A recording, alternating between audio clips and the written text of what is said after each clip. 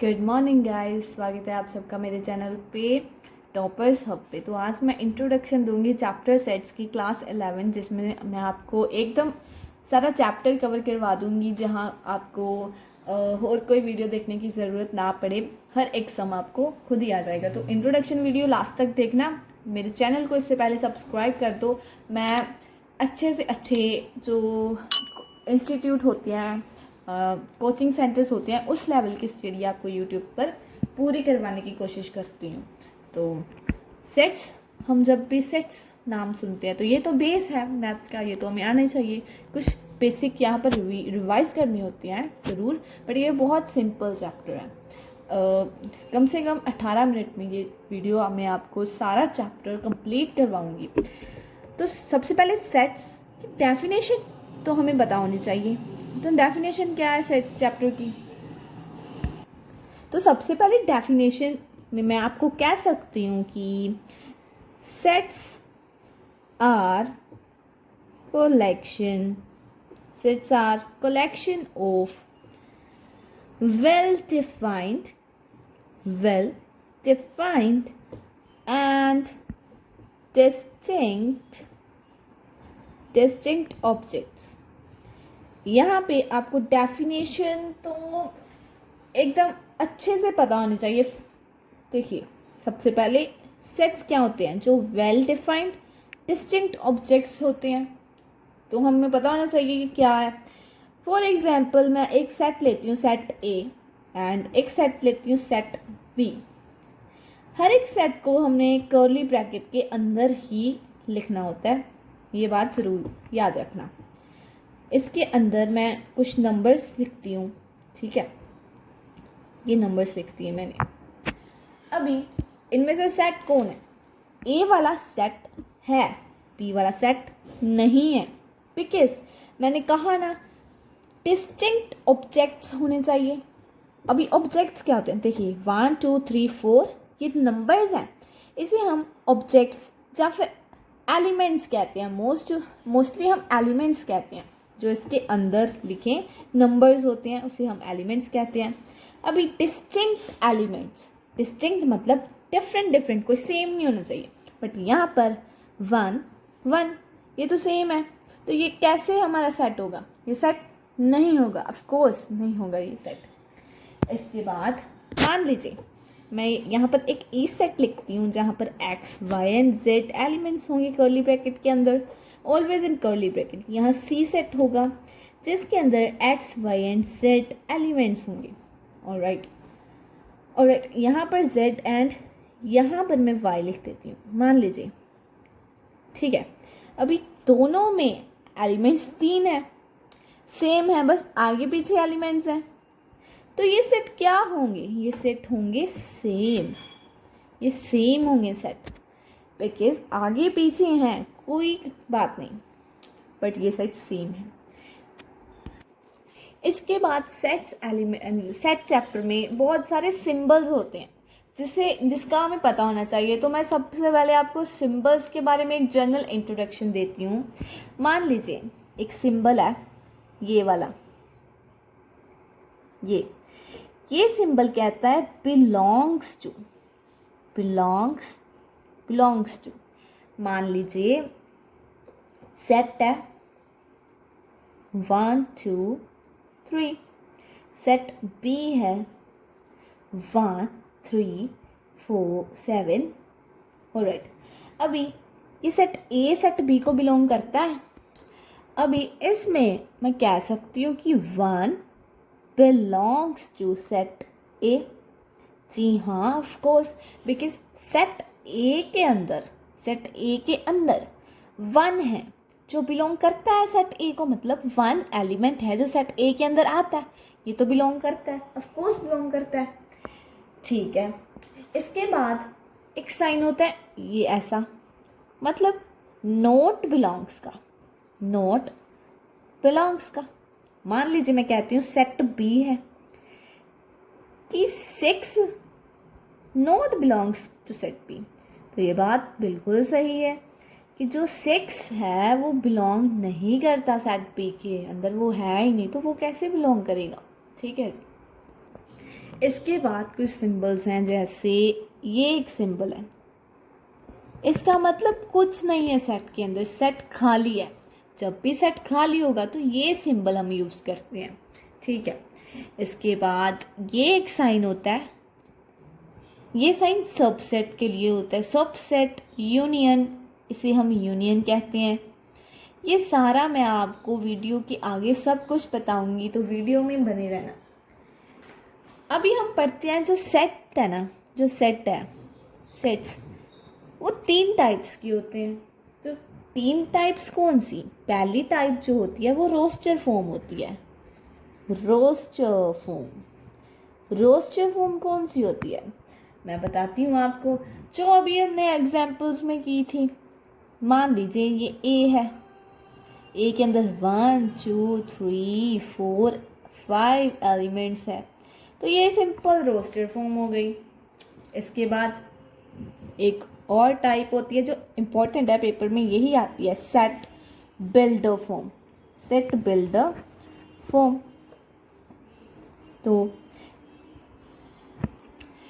तो मान लीजिए एक सेट है मेरे पास, फिर से ए सेट, जिसके अंदर 1 2 3 एंड 4 एलिमेंट्स भी हैं मेरे पास, ठीक है जी। अभी ये तो हो गई मेरी रोस्टर फॉर्म, मैंने अभी आपको कहा। सेट बिल्डर फॉर्म कौन सी है? तो देखिए सेट बिल्डर फॉर्म को कैसे लिखते हैं। ये सेट मेरा ए है, equals to curly brackets, curly brackets के बाद एक्स, एक्स इसे कहते हैं हम सर्च दैट। मैथ्स में आगे से आप इसे हमेशा सर्च दैट ही कहेंगे। एक्स सर्च दैट एक्स, ये साइन आपको बताया, बिलोंग्स टू एन, एन किसे कहते हैं? मतलब नेचुरल नंबर्स, ऑलराइट। अभी जो एक्स है वो हमारे नंबर्स को मैंने एक्स माना है, मैं आपको बताती हूँ अच्छे से। X smallest than 4 and equals to 4। अभी इसकी ट्रांसलेशन करके बताइए, मैं करके बताती हूँ आपको। इसकी ट्रांसलेशन ये बनेगी, ये रोस्टर फॉर्म में कन्वर्ट होगी। अच्छा कैसे? एक्स मैंने माने थे नंबर्स, एक्स मैंने नंबर्स माने थे, ये है सर्च दैट जो इम्पोर्टेंट है, इसके बिना सेट बिल्डर फॉर्म नहीं रहेगी। एक्स वो नंबर्स है natural numbers, x belongs to natural numbers. तो एक्स जो नंबर्स है एक्चुअली, ये नीचे वाला साइन है इक्वल्स टू का, कि वो 4 से इक्वल और 4 से कम है। तो ऐसा ही है ना, 4 के इक्वल एंड 4 से कम है। तो लास्ट एक और टाइप है जो बहुत इजी है, विजुअल फॉर्म, विजुअल फॉर्म, ठीक है। इसमें क्या होता है, मान लीजिए 1 2 3 4 एलिमेंट्स हैं। इन एलिमेंट्स को जब मैं इस शेप के अंदर बना दूंगी और सेट लिख दूंगी कि ये सेट ए है, तो इसे हम विजुअल फॉर्म कहते हैं, जो जनरली नहीं आती पेपर्स में। ये it is simplest thing to learn. तो गाइज ये कुछ इम्पोर्टेंट क्वेश्चन है, अब तक के मोस्ट इम्पोर्टेंट क्वेश्चन हम देख लेते हैं। राइट सेट ए, सेट ए बताओ जिसमें एक्स हो सच that x is a positive integer, x positive integer हो, एक्स जो हो वो पॉजिटिव इंटीजर हो, ठीक है जी। एक्स का जो स्क्वायर है वो कम हो 40 से। तो हम कैसे पता करेंगे ये सब चीज़? तो बहुत इजी है, देखो एक्स का स्क्वायर, सबसे पहले तो वो पॉजिटिव हो, मतलब 0 के -1 माइनस ये सब तो है ही नहीं, तो ठीक है। अगर हम एक्स का मतलब 0 से आगे ही होगा, मान लीजिए हम 1 लेते हैं, 1 का स्क्वायर कर देते हैं, 1 का स्क्वायर 1, हाँ तो ये तो कम है 40 से, हमने 1 लिख दिया। उसके बाद 2 का स्क्वायर 4, ये स्क्वायर भी कम है 40 से, 2 लिख दिया। 3 का स्क्वायर 6, कम है 40 से, ऐसे 4 का स्क्वायर 16, कम है 40 से। 5 का स्क्वायर 25, कम है। 6 का स्क्वायर 36, कम है। 7 का स्क्वायर 49, मतलब 6 तक जो नंबर्स आएंगे स्क्वायर कर जो नंबर्स आएंगे इसके स्क्वायर कर वो कम होंगे 40 से, इसलिए इसका एक सेट बन गया। दूसरा देख लेते हैं, राइट सेट ए। सेट ए ऐसे दिया गया है, सेट बिल्डर फॉर्म, मतलब एक 2 3 नहीं है यहाँ पर, 1 से सीधा 4, 4 से सीधा 9। अभी थोड़ा सा दिमाग लगाना पड़ेगा। देखिए सेट ए लिख दिया, सेट एक्स जो है ना वो स्क्वायर है such that x belongs to an natural number है। एक्स ये सब नेचुरल नंबर है ना, x belongs to natural number. जो एक्स है उसका जो स्क्वायर है वो 10 के इक्वल, मतलब 100, 10 के इक्वल भी होगा, 10 से कम भी होगा। उम्मीद है आपको समझ लग रही होगी। एंड लास्ट वाला आप खुद करके बताइए। इसके बाद मैं आपको बताती हूँ एक सेट के बारे में जिसे हम कहते हैं सिंगलटन सेट। ये एमसीक्यू में आता है, सिंगलटन सेट, जिसमें ओनली वन एलिमेंट हो, एलिमेंट या फिर ऑब्जेक्ट, उसे हम सिंगलटन सेट कहते हैं। बहुत सिंपल है। उसके बाद एक और है जिसे हम इक्वल सेट कहते हैं। तो इक्वल सेट तो मैंने आपको बताया, ये है X Y Z set A में। सेट बी में मैं लिखती हूँ एक्स जेड वाई। तो ये इक्वल है, मैंने ये आपको पहले ही बता दिया है। इसके बाद एक हम पढ़ते हैं, उसे कहते हैं इक्विवेलेंट, इक्विवेलेंट सेट। तो ये कौन से सेट होते हैं? ये सेट्स होते हैं, sets have same cardinal number, sets have same cardinal number. अभी कार्डिनल नंबर के बारे में बताती हूँ मैं आपको। कार्डिनल नंबर क्या होते हैं? तो देखिए, मान लीजिए ये सेट ए है जिसमें एलिमेंट्स हैं x Y z p and q. ये सेट में एलिमेंट्स हैं। अभी मैं कह सकती हूँ सेट ए में जितने भी एलिमेंट्स हैं, वही 2 3 4 5, 5 है ना, तो सेट ए में जितने एलिमेंट्स हैं वो 5 हैं। तो इसे कहते हैं कार्डिनल नंबर। ठीक है, ऐसे लिखते हैं कार्डिनल नंबर। तो जिनके कार्डिनल नंबर सेम, मान लीजिए सेट ए में 1 2 3 4 है, सेट सी में एक्स वाई जेड एंड जी है। ठीक है, अभी इसमें कार्डिनल नंबर क्या है? इसका कार्डिनल नंबर हमारे पास आया 4। ठीक है, इसका कार्डिनल नंबर हमारे पास आया 4। दोनों के कार्डिनल नंबर सेम है, मतलब दोनों क्या है? दोनों इक्विवेलेंट सेट हुए। ऑलराइट, अभी हम सबसे इम्पोर्टेंट जो होता है सब सेट, इसके बारे में जानते हैं। सबसेट क्या होता है?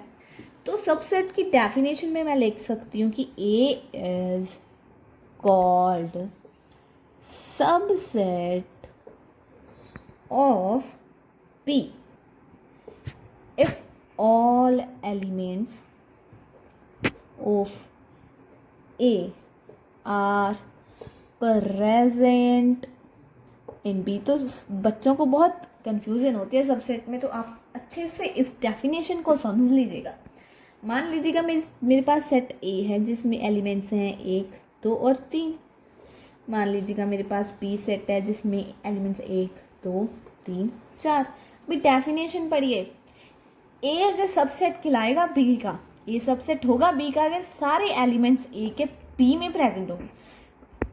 ए के सारे एलिमेंट्स बी में है, 1 2 3 यस, हाँ है, इसका मतलब ए सबसेट है बी का। तो सबसेट का साइन आपको बताया था, सबसेट का साइन ऐसे होता है। ऑलराइट, तो मैं लिख सकती हूँ ए इज सबसेट ऑफ बी। ठीक है, ऐसे लिखते हैं। ऑलराइट, तो इसके साथ और एग्जांपल्स करवाती हूँ आपको। मान लीजिए यहाँ पर ए ऐसे हो, अगर ए के कर्ली ब्रैकेट्स के अंदर एक एलिमेंट पर कर्ली ब्रैकेट हो। ठीक है, अभी मैं कहूँगी कि ये सबसेट है बी का, कहूँगी क्या? अरे एलिमेंट्स तो प्रेजेंट हैं, पर ये देखिए ये एलिमेंट पर एक डिफरेंट कर्ली ब्रैकेट है, बट यहाँ पर तो नहीं है इस पर, मतलब no is not the subset of b in this case. तो आगे ये नोट है जो सबसेट के ऊपर है।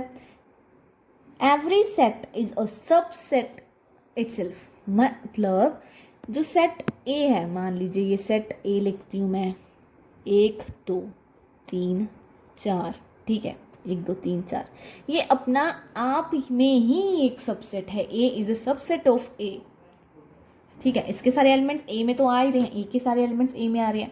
तो phi is a subset of all sets, जो फाई है ना वो हर एक का सबसेट है। मान लीजिए इसका सबसेट बी फाई है, अगर इसका कंपैरिजन नहीं है किसी दूसरे के साथ तो फाई इसका सबसेट है।